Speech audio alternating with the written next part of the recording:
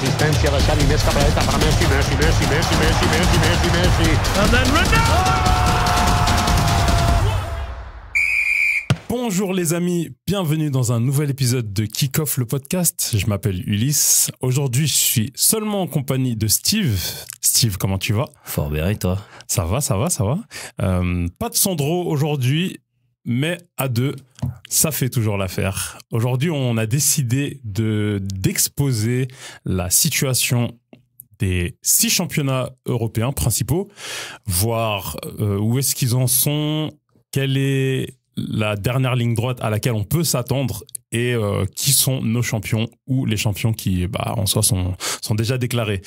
On va commencer dans un ordre des championnats où il y a le plus grand écart entre le premier et le deuxième jusqu'à celui où c'est le plus disputé. Donc, dans l'ordre, ce sera l'Allemagne, l'Italie, la France, l'Espagne, le Portugal et puis l'Angleterre avec la Première Ligue. Alors tout de suite, on passe à la Bundesliga. Est-ce que Steve, d'abord, tu as quelque chose à nous dire sur ce Leverkusen par rapport déjà à cette saison? Incroyable. C'est la seule équipe en Europe qui est invaincue. C'est incroyable de se dire que c'est Leverkusen ouais. qui tient ce record et pas un Bayern Munich comme on a l'habitude depuis 12, 14 ans maintenant. Ouais, 11, 12, je sais plus. Ouais, en tout cas plus de 10 ans en Allemagne. Et j'ai petit sourire en coin en pensant à Harry Kane, quoi. Obligé. Tout de suite, hein. Ah ouais, mais je te promets, ça me fait tellement penser à ça. J'en parlais encore hier, je me suis dit, mais c'est incroyable. J'ai deux choses. J'ai le regret. Le porte-bonheur. Ouais, j'ai le regret de Kingsley Coman qui a toujours été champion dans sa carrière et qui ne le sera pas cette année. Après, ça pouvait pas être jusqu'à la fin de sa carrière, donc forcément parce que ça allait arriver. On rappelle, Leverkusen est premier avec 76 points, le Bayern est deuxième avec 60 points et il nous reste 6 journées. C'est ça. Dès la prochaine journée, Leverkusen peut être officiellement champion. Si Leverkusen bat le Werder de Brême, c'est plié. Donc, voilà. Même si le Bayern bat Cologne, ça change rien. Donc voilà.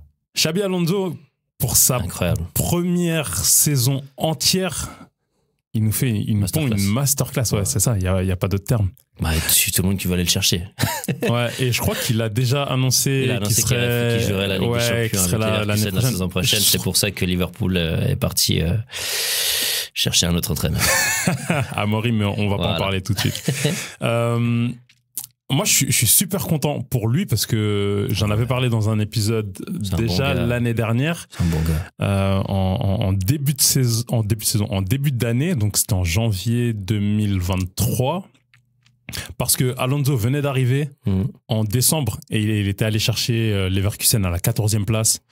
Et il avait déjà fait un run de 6 matchs, 6 victoires. J'avais pointé du doigt, j'avais dit attention les gars, Alonso, il vient d'arriver, il est en train d'imposer son rythme, son style de jeu. Et là, 15 mois plus tard, on voit que ça paye. Complètement. Et ce qui est fou, c'est que tu sens la fibre du champion. Combien de fois, là, c'est 1-2 derniers mois, ils sont en ballottage défavorable et ils vont chercher la victoire.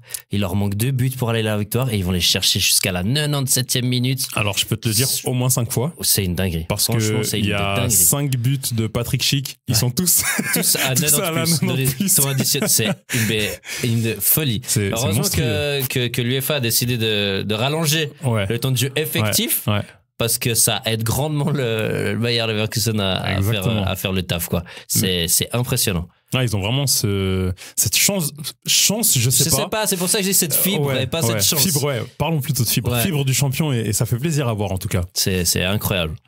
Donc voilà, Allemagne, premier, Leverkusen deuxième, Bayern Munich, dis-moi. Et le troisième est incroyable aussi. Et le troisième est Stuttgart qui est ex-aequo avec le Bayern à 60 points. Attention. On n'allait pas l'oublier celui-là. Ah ouais, c'est impressionnant Stuttgart aussi. Petite déception, on va dire, pour Dortmund qui est bien plus loin, qui est 4e ex-aequo avec 53 points. Ils vont devoir aller se battre pour chercher cette place en Champions League. Contre parce Leipzig, qu'il y a Leipzig qui est 4e. Exact. Donc, ça peut être compliqué pour Dortmund. La première place définie, 2e, 3e à définir, 4e, 5e, pareil. Exactement. Il y aura un combat entre 2, 3 et 4, 5. Yes. Alors, comme prévu, on passe maintenant à la Liga. Liga qui est dominée en ce moment par le Real Madrid. Je crois que je suis pas allé dans l'ordre, mais non, pas du tout. C'est pas grave. Go pour la Liga. Real Madrid premier avec 8 points d'avance sur le Barça et non plus Girona comme on les attendait. Tellement dommage. On les attendait, on aurait vraiment aimé. Et en fait, il a fallu que fallait s'y attendre, mais ils ont tenu beaucoup plus que les petits d'habitude tiennent pendant une saison. Plus longtemps, je trouve. Ouais. Plus longtemps. En fait, moi, je fais le parallèle avec Leicester, la saison où ils sont champions. 2016 Ouais, 2016, exactement. Et cette année-là, tous les gros n'allaient pas bien. C'est vrai. Et c'est ça qui a beaucoup aidé. Là, malheureusement, Real aussi, ils ont eu cette fibre. Bah oui. Le nombre de matchs qu'ils ont gagné 1-0, où ils sont revenus à 2-1, ou Almeria, bon, ça c'est encore un autre sujet.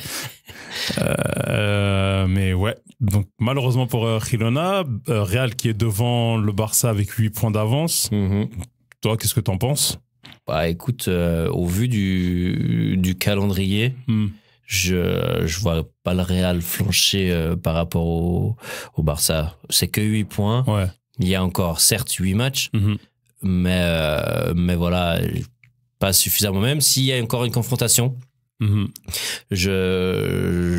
niveau du calendrier, le Barça a plus de matchs compliqués à aborder. Parce qu'il y a le Classico qui arrive plus tard dans ce mois, le 21 avril. Mais ouais, ils ont le Classico, mais ils ont encore quand même Valence, ils ont encore quand même la Sociedad. Ils ont donc encore là, tu parles du Barça. Ouais, exactement. Ouais. Ils ont Girona encore. Donc, et Séville, en dernière journée. Ouais. Donc, c'est quand même... Et la Champions en plus à côté. Alors il y a la Champions qui pour plus les deux, si en plus ils sortent le PSG, ce qui est pour l'instant en voie d'être fait, ce sera encore une demi-finale.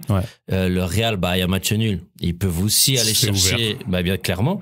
Donc mais vraiment pour ce qui est calendrier de série A, j'allais dire, de la Liga, c'est plus abordable du côté du Real quand même, j'estime, parce qu'ils ont Alaves, ils ont Grenade, ils ont Cadiz, ils ont, après ils se déplacent à Villarreal, mais c'est plus le Villarreal qu'on a connu.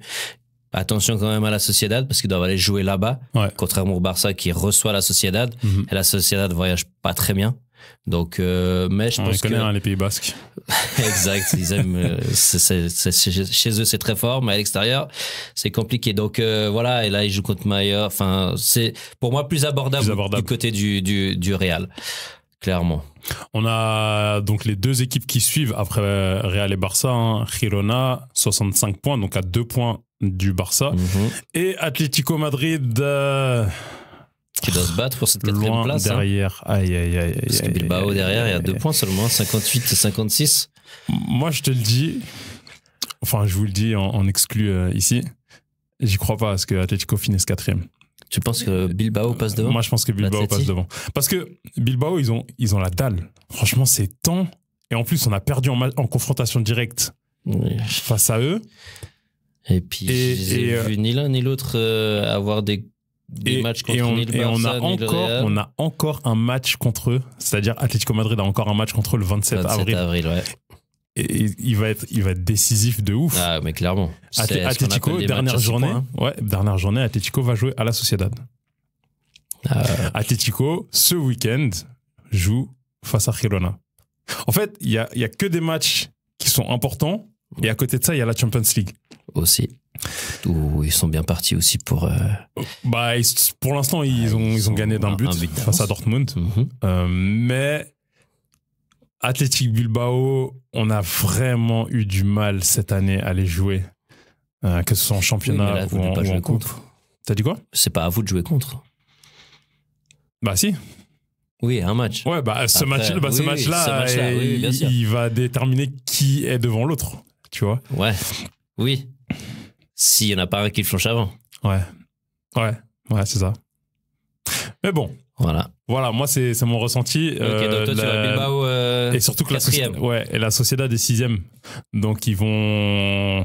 Même s'ils sont à 7 points quand même du 5e, je pense qu'ils vont tout faire pour consolider au moins leur 6e place. Ils ont, la Sociedad, ils jouent le Barça, ils jouent le Real, ils jouent l'Atlético.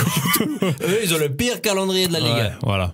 Eux, ils ont encore tout le monde à jouer. Voilà, je voulais m'attarder un petit peu sur l'Atlético Madrid. Comme vous le savez aussi, c'est une équipe que je supporte. Je les vois pas aller atteindre la 4e place, mais j'espère que Simeone et la team me feront mentir et feront le taf. En Italie ? En Italie. Facile. Voilà. Bon, bah, l'Inter, ils sont champions. Merci, Inter, premier, 82 points. Incroyable. Il reste 7 journées. J'ai l'impression de répéter tout le temps le même mot. Incroyable. C'est une dinguerie. Ouais. Ils peuvent aller chercher les 100 points. Hein. Et on parle du championnat, du catenaccio, de tout le monde derrière. On va pas trop de. Mais... Le football, il a changé. Ah, pardon.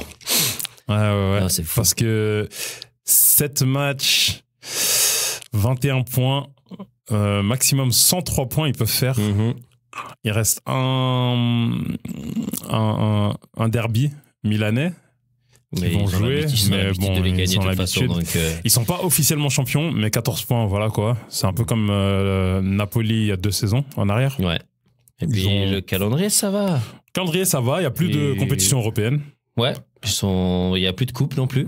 Ouais, il y a plus de coupe non plus. Non, c'est que focus sur le championnat. Donc, franchement, le Milan, ils ont encore le repas. Donc, ils viennent de perdre... Face à la Rome. La Rome, exactement. Donc, Milan a 6 points quand même de la Juve, qui est 3e. Donc, même la 2e place n'est pas totalement assurée. Après, ça devrait aller. Il y a plus... cette préoccupation par rapport à la Champions League, est-ce que la 2e place te donne tel chapeau ou match préliminaire, enfin voilà. Champion prochaine. Et je te laisse en parler de ton 4e. De mon 4e, oui, vous direz le gars il change de club toutes les années. Non, c'est pas changement de club. Là, explique-nous, va plus loin dans ton développement. Là on a 4e, la surprenante équipe de Bologne, qui est coaché par l'illustre Thiago Motta. Incroyable. Il fait une dinguerie, franchement, il fait une dinguerie. Ils sont 4e avec 3 bouts de bois et 4 coups. Mais 2e magnifique. Élu coach du mois pour la 2e fois d'affilée. Ah, d'affilée ? Ouais. Ah, incroyable. Pardon. Donc février, mars. Franchement, c'est fou. Les deux, c'est pour lui. Pourtant, ouais, parce que là, ils ont un petit peu plus, ils ont eu un peu un passage à vide. Ouais, mais ils ont. Mais il a eu, je sais pas. Mais c'est que des victoires. C'est juste la défaite face à. Ils ont perdu contre l'Inter. Et puis là, ils ont fait un match. J'ai regardé le match. Insipide. Contre Frosinone. Ah ouais. Aïe. Oh mon Dieu. J'ai vraiment pas de chance. Ouais. Pour une fois, j'ai du temps. Je me dis, vas-y, je regarde les équipes. J'ai regardé Leverkusen contre Union Berlin. Ouais. Une catastrophe. Ouais. Je dis, trop bien. Bim. Je me mets devant Frosinone et Bologne. Je vais arrêter de regarder le match. Arrête de regarder le foot, je vais arrêter. En fait. Ouais, c'est ça. Non, je te jure, je vais arrêter parce que c'est un fiasco. Mais sinon, c'est vrai que c'est victoire sur victoire sur victoire. Et puis, des 4 buts, 2-0, 2-1. C'est pas... C'est beau ce qu'il fait. Là où je suis content, pour un joueur, c'est Joshua Zirkzee. Ouais, à surveiller de près. Enfin, ouais. C'est un jeune joueur depuis, qui jouait au Bayern. Exact. Il avait 17 ans à l'époque, un attaquant, et voilà, au Bayern, on sait, hein, c'est dur devant. Il y avait Lewandowski, les Müller, des Kane, même Mathys Tel, que j'aime beaucoup, a du mal et joue maintenant sur le côté. Mais Joshua Zirkzee, enfin, il a eu sa chance, et sous un bon coach. Parce que pour moi, Thiago Motta, je le considère comme un bon coach. Il est de la trempe, je dirais pas qu'il est au même niveau, hein, mais comme des Xabi Alonso dans l'approche tactique du jeu. C'est un gars qui a une vision qui, déjà à l'époque, était hors pair sur le terrain. Sur le terrain, laisse tomber. Et en tant que coach, là, il nous le prouve. Mais pour moi, il est de cette génération, Ruben Amorim, Xabi Alonso, justement, c'est cool. C'est vraiment intéressant et ce qu'il fait. Après, il y en a beaucoup qui se sont moqués de lui, de son 2-8, tu vois ce que je veux dire? 2-3-7. À l'époque où il était au Genoa, encore, machin, bref. Mais voilà, encore une fois, on sait, le foot va très vite, on laisse pas souvent le temps, mais regardez un club petit comme Bologne, qui a laissé travailler, qui a laissé le temps. Regardez Leverkusen, ils avaient le temps, ils ont laissé. Ouais. Résultat des courses, il est à 2 doigts d'être champion. Bon, ils avaient le temps, ils ont laissé en 1 année et demie, lui, il a tout plié. Oui, bien sûr, 1 année et demie. Ouais. Après, voilà, il part quand même avec un effectif plus pléthorique, Leverkusen. Ouais, mais son effectif, il est pas... Non, franchement, en début de saison... On peut... Maintenant, on se dit maintenant, on dit sans frappe parce que il y a le schéma tactique. Oui. Mais en début de saison, tu regardes l'effectif et je dis début de saison avant les transferts. Ouais. Parce que Grimaldo, c'est une pépite. Oui, c'est un gars qui arrive là. Comment il le gère, mais bon, voilà quoi.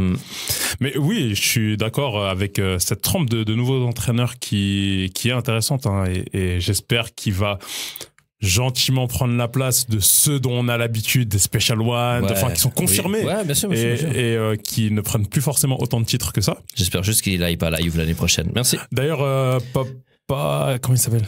Postecoglou. Ouais. Pour moi, je le mets dedans aussi. Même s'il faudra un peu plus de temps avec Tottenham, mais j'aime bien quand même. Il avait fait un début de saison incroyable. Ouais. Après, la première ligue, c'est toujours compliqué. Je sais de quoi j'en parle. Pour tout le monde. Avec Tottenham, j'ai pris la porte. C'est pour tout le monde. Donc voilà, c'est beau de voir ces jeunes entraîneurs. Parce qu'autant Amorim au Sporting, il a prouvé, c'est fait, c'est bon, il a été champion. Là, on n'est pas encore au Portugal, donc on en revient dans quelques minutes. Ouais. Xabi va être champion. Ouais. Donc après, tu peux pas être champion avec Bologne, hein, donc on se calme. C'est ça. Mais voilà. Derrière Bologne, AS Roma, Atalanta. Très décevante Roma, mais qui revient bien. Hein. Qui revient bien. Et Napoli. Depuis Daniele De Rossi d'ailleurs. Ouais, qui a repris les rênes. Franchement, ils peuvent aller chercher un titre européen. Hein. C'est vrai. Ça peut être intéressant. Clairement. Napoli, Naples. 7e. À l'heure actuelle, pas de coupe européenne pour eux. Rien. On passe d'une équipe qui, il y a 2 ans, survolait l'Italie. Qu'est-ce qui s'est passé pour toi? En même temps... Enfin, pas qu'est-ce qui s'est passé, mais j'ai pas le feeling que l'effectif... Luciano Spalletti a annoncé, j'arrête. Ouais. Ok, comme un accord et tout, il signe à la Nazionale. D'accord. Pourquoi derrière tu vas chercher Rudy Garcia? C'est vrai.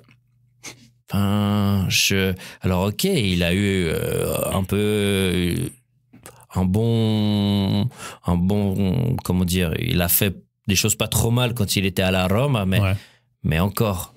Pas trop mal, c'est ça en fait. Mais oui, mais t'es champion en titre. Ouais, c'est pas trop mal. De la Serie A.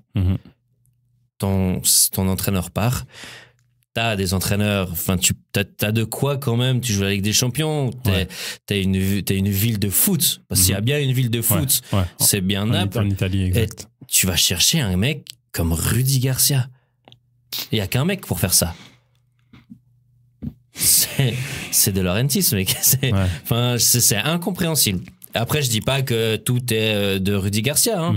Mais après, il y a ce problème de consistance, pas consistance, j'ai plus le terme, régularité. Ils étaient sur une saison incroyable. Kvaratskhelia, il a été sur une saison. Après, il y a eu les soucis avec Osimhen. Les soucis qu'il y a eu avec le club et Osimhen. Je comprends d'ailleurs toujours pas pourquoi il joue toujours sous ses couleurs. Moi, j'aurais fait tout ce que je pouvais pour casser le contrat. C'est un manque de respect. Ouais, après là, la fin de saison arrive, hein, on verra. Oui, bien sûr. S'il reste après ça. Parce que tu connais, partir en hiver, c'est pas forcément idéal pour le joueur. Ouais, mais Fernando Torres, il t'en parlera. Oui, mais partir de cette... Et au niveau du club aussi, les prix exorbitants qu'ils demandent, et ce qui est normal parce que t'es en milieu de saison. Encore une fois. qui est compliqué. Mais enfin, ouais, je pense que c'est plein de choix en interne, en plus de ce manque de confirmation de joueurs qui ont éclaté la saison passée, et peut-être un mercato qui a pas été forcément pas incroyable à la hauteur non plus, quoi. Le départ de Kim Min-jae, enfin ils l'ont remplacé par quoi, Juan Jesus.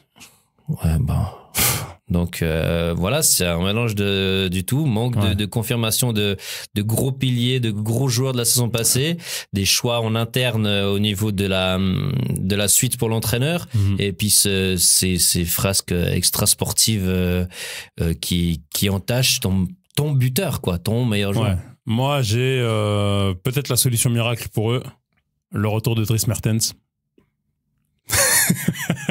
Il est où, lui? Je sais pas, mais c'est leur buteur légendaire, de toute façon. Ou le petit Napolitain. Enfin, voilà, exactement. Ou Lorenzo qui puisse revenir. Mais tu vois, encore une fois, c'est tous des joueurs qui sont partis. Et... Non, ça n'a pas de sens. Bon, bref. Donc voilà pour l'Italie, je crois qu'on a fait le tour. Hein. Yes. En parlant des championnats où ça a l'air plié aussi, la Ligue 1. PSG premier, 63 points à 10 points du deuxième. Il reste quoi, 10 journées, 10 Même pas, points. 8. Ah ouais, ils sont passés à 18 cette saison. Ouais. Pardon, mais à culpa. Ouais, 8 journées. Même 18, plus. Ouais, c'est juste, ils sont passés à 18, effectivement. Donc il reste 8 journées, 10 points d'avance pour le PSG. C'est pas complètement fait. Mais quand on voit le deuxième. Mais quand on voit le deuxième et le troisième, Brest deuxième. Quelle saison! Ah non, pour être honnête, je ne les ai pas vus. J'ai même pas envie de parler du PSG. Ouais, je peux comprendre. Mais je ne les ai pas vus. C'est incroyable. Brest. J'ai juste vu que, il y avait des résultats, d'accord. Et à un moment, quand je faisais mon équipe pour mon petit gazon, je vois que prochain match, moi j'ai un joueur de Lyon, Cacré, il joue face à Brest à domicile. Je me dis, peut-être que je vais le mettre titulaire. Où est-ce qu'ils sont, Brest? Je clique sur l'application, je scrolle tout de suite par réflexe vers le bas, je vois Lyon, je dis mais qu'est-ce qui se passe? Je vois Lyon, ils sont en bas, je me dis ça je savais. Je regarde depuis le 8e jusqu'au 18e, je trouve pas Brest. Je dis mais attends, qu'est-ce qui se passe? Je scrolle, je vois ils sont 2e. J'ai dit oui monsieur. C'est fou. C'est pas incroyable, c'est impressionnant. C'est impressionnant. Parce que je lance le défi à toutes les personnes qui nous écoutent de me citer 2 joueurs de Brest. Ouais, j'avoue. Moi, d'habitude, on dit 4, 5, moi, j'ai que Romain Del Castillo. Qui fait des dingueries, hein. Voilà, c'est le seul. Et quoi, ils ont j'ai pris dans mon équipe Abdelhamid en défense. Exactement, qui a fait erreur sur erreur ces derniers matchs, mais qui n'a pas trop, mais quand tu vois que là, ils enchaînent, hein, parce que ils enchaînent, hein, ça a battu Lorient, ça a battu Metz. Ouais, ils prennent leurs points, en fait. Ils ont fait match nul contre Lille, bref. Mais tout ça pour dire que. Puis ça a beaucoup de cartons rouges, hein. Ouais, et justement. J'allais dire. Ça, c'est un des points. Ils ont joué contre Paris, ils ont pris un rouge. Ils ont joué contre Marseille, ils ont pris un rouge. Ils ont joué contre Clermont, ils ont pris un rouge. En fait, pour ces raisons-là, je les vois mal aller chercher les 10 points qui les séparent du PSG. C'est compliqué. C'est compliqué. Mais c'est impressionnant. Franchement, c'est un effet de groupe. Franchement, respect. Ils vivent ultra bien. Un move à la Reims il y a quelques années déjà, et Reims qui est toujours dans le top dans la première partie du tableau, puisqu'ils sont 7e là pour l'instant. On a 3e Monaco qui a 1 point de Brest, donc à 11 points du PSG. Je pense que le titre aussi c'est mort, hein. Pour moi, après, le titre il est mort ici. Après Brest qui est la grosse surprise, le reste c'est des équipes auxquelles on s'attend. Ouais. Enfin, Lille, tu vois, j'ai envie de dire. Nice, c'est Lens, Monaco, Reims, Lille, Nice, Marseille, Lens, 8e. Après, voilà, Marseille, je dirais Marseille, Rennes et Lyon sont pas à leur place. I prefer not to speak. Mais sinon, pour le reste, je trouve que ça se respecte. Marseille, ou Lyon devrait être à la place de Brest. Bon chance à eux. Mais sinon, Mais c'est vrai que. Au début, on se souvient, on parlait de Lyon. Certains disaient c'est bon, c'est cuit, ils vont jamais. Ils sont 10e. Hein. Ouais, c'est vrai que nous-mêmes, quand on en parlait. Moi, j'ai dit depuis le début que. Toi, t'avais dit ça va remonter à un moment ou à l'autre. Ils ont l'effectif. Comme je disais depuis le début, ils n'ont pas les mêmes effectifs que ceux qui se battent. Après que t'aies dit ça, ils ont quand même enchaîné les défaites. Oui, mais ils ont dégagé les coachs. Ils ont mis un mec. C'est comme l'Ajax. C'est comme l'Ajax au final. Exact. L'Ajax qui était tout en bas et qui, voilà, à un moment. Une veste là. Ouais, le 6-0 face à Feyenoord. Ouh là là. Terrible. Terrible. Mais voilà, donc ouais, Lyon qui a quand même remonté 10e. Donc voilà, encore une saison sans Coupe d'Europe pour Lyon. On va passer à un championnat maintenant où c'est déjà un peu plus disputé pour la première place. La Liga NOS. C'est toujours comme ça? Je sais pas. Non, t'allais dire Santander, c'est Espagne. Ça. Mais non, je voulais dire Sagres. Ah, j'avoue, chaque année ça change. Il y a Superboc, mais chaque championnat, de toute façon, Liga Portugal. Voilà, ça ira très bien. Premier Sporting. C'est beau ça. Non, déplaise à nos supporters du. Moi, je suis pour le Benfica à la base, hein, voilà. mais franchement. Premier Sporting, 71 points. Deuxième Benfica, 67 points. 4 points d'écart et un match de retard. Exact. Pour le Sporting. Le Porto qui n'est plus dans la course. Ouais, Porto, c'est fini. Ils sont à 13 Porto, points. Ils doivent même faire attention à Braga et Vitória Guimarães. Exactement. Derrière. Ils sont à 13 points du premier. Ouais. Intéressant parce que on a un match Sporting face au Benfica qui vient juste de passer et le Sporting a enfin pris le large en gagnant 2-1. Ils ont joué back-to-back en coupe. Ils ont joué en coupe, en demi-finale. Ouais, exact. Ouais, en demi-finale de coupe où le Sporting gagne. Et puis après, droit derrière, 4 jours après, ils jouent de nouveau le Benfica en championnat. Et là, le Sporting gagne de nouveau. Ouais. Exact. 4 points d'écart, un match de retard. Ce match de retard va faire toute la différence. Sachant que le Benfica est toujours là en Coupe d'Europe. Ouais, exact. Sporting n'a plus de Coupe d'Europe. Par contre, Sporting va jouer à Porto en fin de mois. Et ils ont juste le Sporting où c'est chaud. Ouais. Et je dirais que c'est vraiment un des seuls matchs qui peut être piège pour le Sporting. Hein. Oui, je les vois pas fumble. Sinon, les autres, c'est... Portimonense, Estoril. Attention, Estoril, hein, qui a fait des frasques à Porto. Les boys ont Vitória Guimarães encore. Exact, ouais. Mais je pense que ça devrait aller. Normalement, oui. Saison incroyable hein, pour Victor Gyökeres aussi. Oui, ouais, incroyable. Qui est arrivé tout droit de Championship. Il était à Coventry? Non, c'est pas lui qui était Oui, il était à Coventry. Mais est-ce qu'il vient de Coventry direct au Sporting ou il passe par Norwich? Non, exactement. Non, il arrive tout de suite de Coventry directement. Ouais. Incroyable. En plus, il est en Championship et il n'est pas dans un club qui est susceptible de remonter. Ouais. C'est ça qui est fou. Et ils sont allés mettre combien? 20 millions, 22 millions 21 millions d'euros. Mec, pour que le Sporting, je vous rappelle que que le championnat portugais, c'est eux qui vont chercher des pépites à faible prix pour revendre à fort prix. Là, c'est eux, ils ont été chercher 21 millions. Ouais. Je pense que c'est un genre de championship. Le record d'achat, je pense, du Sporting. Il y a des chances. Voire même peut-être du championnat. Je m'avance peut-être parce que j'ai pas les chiffres, je vous mens pas. Dites-nous vous si vous pouvez me corriger. C'est vrai que c'est pas usuel. Encore une fois, preuve que ils se trompent pas, quoi. Ouais. La seule fois où tu vois un investissement de dingue, toute proportion gardée au niveau faut le dire, c'est un investissement de l'équipe, c'est une réussite flagrante. T'as investi 21 millions dans un attaquant qui n'est pas monté avec Coventry et qui est d'autant plus en championship. Et tu te dis, en fait, nous, on va miser sur cet attaquant pour qu'il soit notre neuf. Et on va mettre 20 millions sur lui. Il a déjà 25 ans. Enfin, il avait 24 ans au moment des faits. Et non, il avait 25 ans parce qu'il est de juin. Enfin, bref. Première saison, 22 buts en championnat en 26 matchs. Et après, on ose nous dire, mais il n'a pas acclimaté. Vas-y.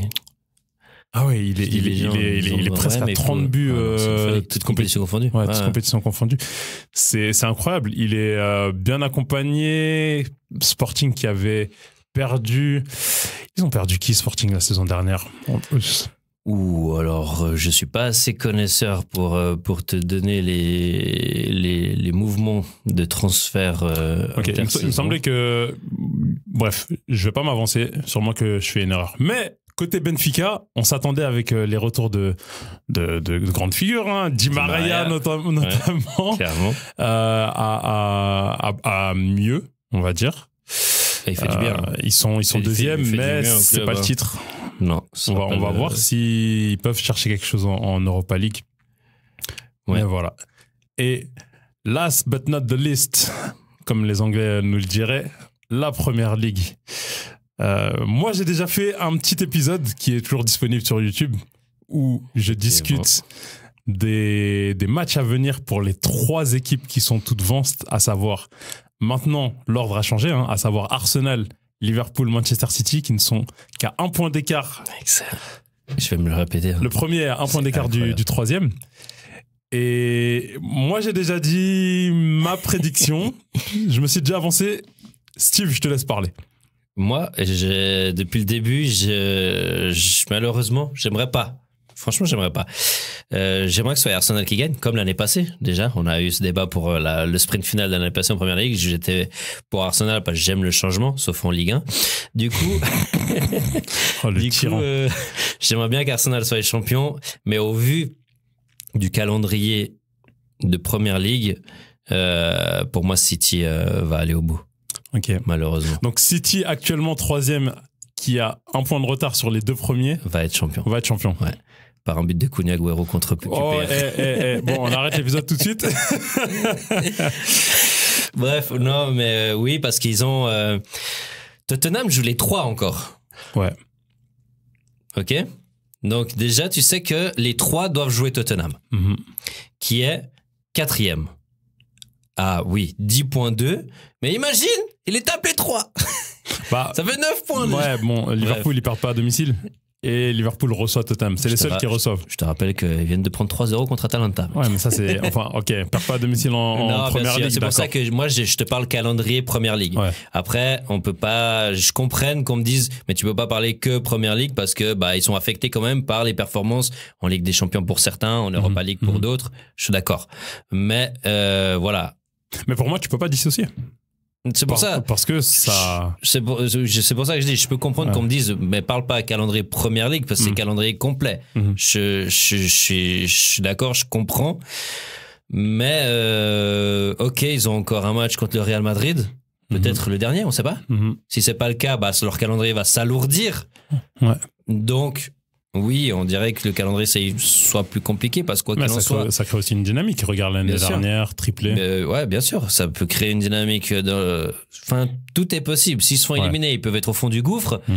S'ils gagnent, le calendrier est chargé. Ça peut être difficile pour puiser, mais ça peut lancer une dynamique positive. Tout est tellement ça aussi pour Arsenal et pour Liverpool. Ouais. Parce que tous les 3, il faut pas oublier que, ok, 2 en Ligue des Champions, 1 en Europa, mais quand même tous les 3 sont encore en Coupe d'Europe. Une, elle va sauter.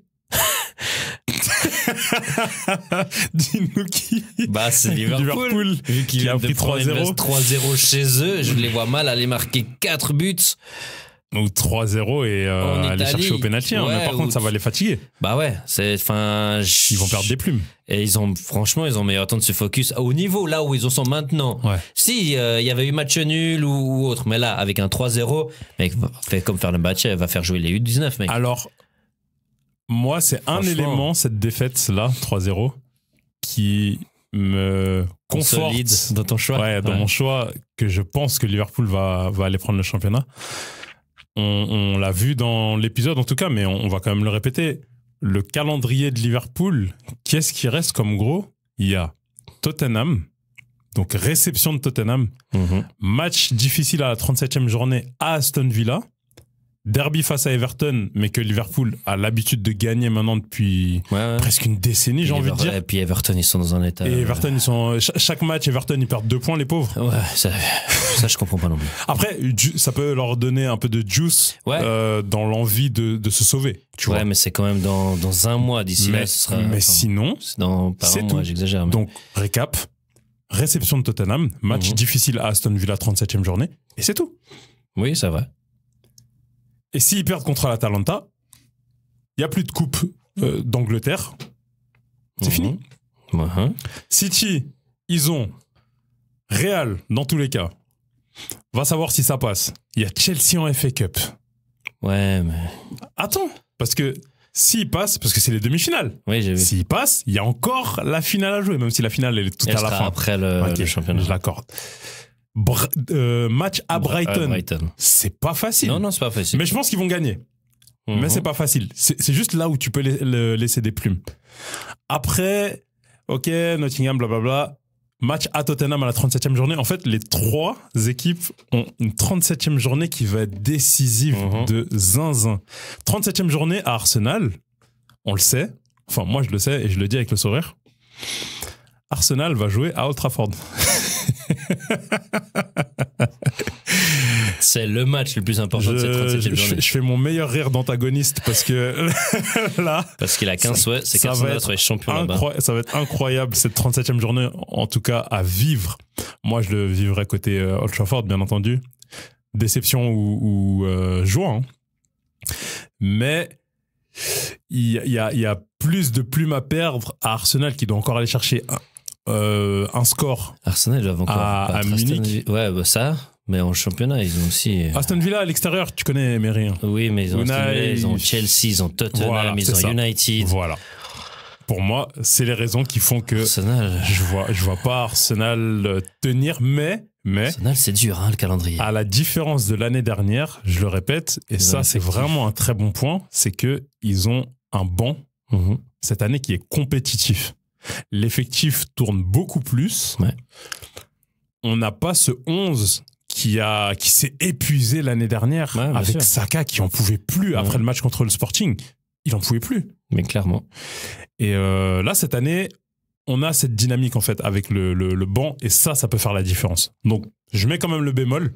Je vends pas leur peau trop vite. Non, mais il faut pas, de toute façon. Mais je pense qu'il y aura pas assez de poudre à canon. Là, les 5, là, j'ai le récap des 3, pardon. J'ai le récap des 5 derniers matchs. Il n'y a aucune défaite pour les 3. Hein. Ouais, il y a des matchs nuls et des victoires, c'est tout, hein, point final. Puis il y a des matchs nuls parce qu'ils se sont affrontés les uns contre les autres. Ouais. Donc, et Arsenal, depuis 2024, ils ont pas perdu en championnat. Ils ont que des victoires et un match nul face à City. Donc ça, c'est aussi à prendre en compte parce qu'ils sont sur une très très bonne dynamique. Non, c'est solide. Et puis là encore, contre le Bayern, ça n'a pas été mauvais. Hein. Non, donc, pas du tout. Tu vois, pas du tout. C'est compliqué. Après, voilà. On en a un Liverpool, on en a un City. Ouais. Moi, j'espère au fond de moi que ce soit Arsenal, mais bon, on vient de vous dire le calendrier, On verra, ça va être super intéressant en tout cas. Tottenham qui est 4e et qui devra jouer contre les 3 premiers. Eux, je pense que leur 4e place, ils la tiennent pas. Quoique, Aston Villa aussi joue contre... Et puis Aston Villa, ils sont dans un bad mood actuellement. C'est ça. C'est vraiment compliqué. Aussi, ils jouent contre 2 au moins des 3 premiers. Malheureusement, Manchester United, ils ont pas réussi à aller prendre les points. Et j'ai toujours pas envie d'en parler parce que PTSD... c'est encore présent. Il y avait des points à aller chercher justement pour titiller cette 5e, 4e place potentiellement. Ils sont pas dans une. Mais là, c'est une victoire. Manchester United, Newcastle, Chelsea, tous dans le même bateau. Même en dehors de la 5e place. L'average, ils sont négatifs United. Ouais. Non mais.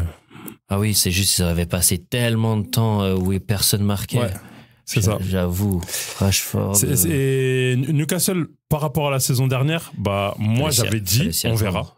Parce que ils n'avaient pas de coupe. Quand il n'y a pas de coupe, tu joues que les matchs domestiques. Déjà que c'est l'un ou vraiment le dernier championnat à avoir 2 coupes nationales. Ouais. En plus, là tu leur ajoutes à eux Newcastle avec une Champions où tu regardes le 11. Il n'y a pas tant de joueurs que ça qui est habitué à ces joutes européennes. Abusé.